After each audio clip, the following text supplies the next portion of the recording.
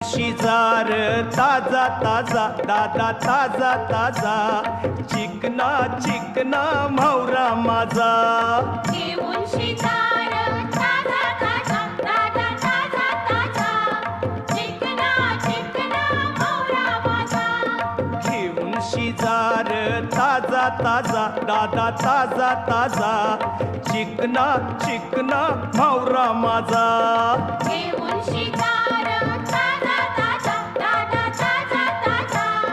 चिकना चिकना म्हावरा माझा